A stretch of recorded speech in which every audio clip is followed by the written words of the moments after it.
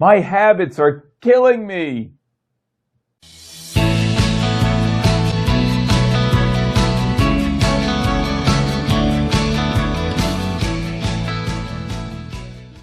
You know, they say that most of what we do in the course of a day or week, even a year, is just by force of habit. It's amazing. Most of the stuff that we're doing is like a habitual. Now, I'm not saying that to say that there's anything wrong with that. We're creatures of habit. God's designed us that way. And it's kind of okay, right? Unless those habits that we have are not serving us. Okay, so life is made up of habits, but some of them are good habits, some of them are bad. We have good patterns, we have bad patterns. So here's the thing. Sometimes we got to break some of the bad habits that we have in our life. And it's amazing what a difference that will make. Just by force of a few bad habits, we could actually be destroying our life. And just by the force of some good habits, we could really be enhancing our life and serving our well-being. So let me share with you how powerful habits can be. Off the coast of the Florida Keys, an interesting thing happened a while back. In Key Largo, Florida, there is a resort where dolphins are trained and dolphins do shows regularly. And in this resort, the dolphins would do shows at 10 a.m., at 2 p.m., and at 4 p.m. And you might know what those shows look like. You know, dolphins jumping in the air and all that, and the crowds watching them and loving it. Well, the problem was, one day, those dolphins escaped from the resort, and they ended up in the Atlantic Ocean. They got far, far away from Key Largo, too, 55 miles away. But they were found. They were found 55 miles away. And guess how they found them and knew that these were the right dolphins? Well, you probably guessed it. At 10 a.m., 2 p.m., and 4 p.m. These dolphins were still doing their show. They were still jumping in the air. They were still doing the things that please the audience, right? So here we are now, 55 miles from the resort, and the dolphins are doing their show at 10 a.m., 2 p.m., and 4 p.m. And boaters going by were observing this and were able to easily spot that these must be the dolphins that escaped from the Key Largo resort. Oh, that shows us it's not just dolphins, it's us too. We're creatures of habit, right? And so the scriptures say this: break habits that are bad, only maintain habits that are good. And only maintain those habits from the heart, right?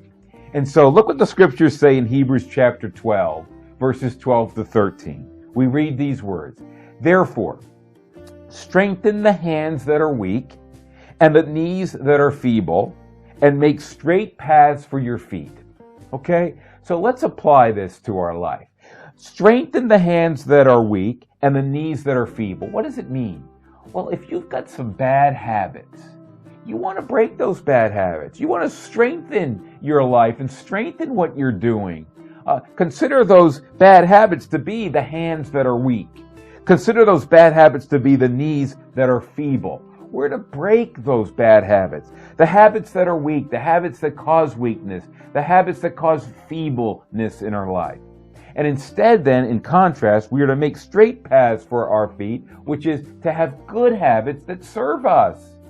So let's take a look at that. Here are some bad habits people get into, right? Oh, there's so many, right? And then we kind of don't even realize we're doing it. We're like the dolphins that are just doing it automatically. Some bad habits might be stuff like getting so busy that we don't have time to be in the Word of God.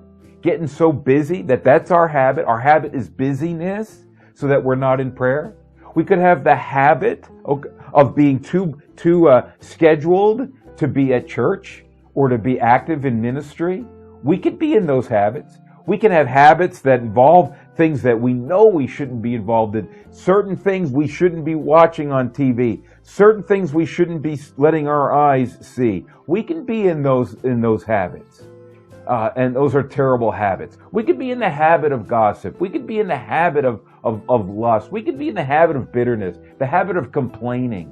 Oh, there's so many different habits we can fall into, and that would be like the hands that are weak and the knees that are feeble, and we ought to break those habits.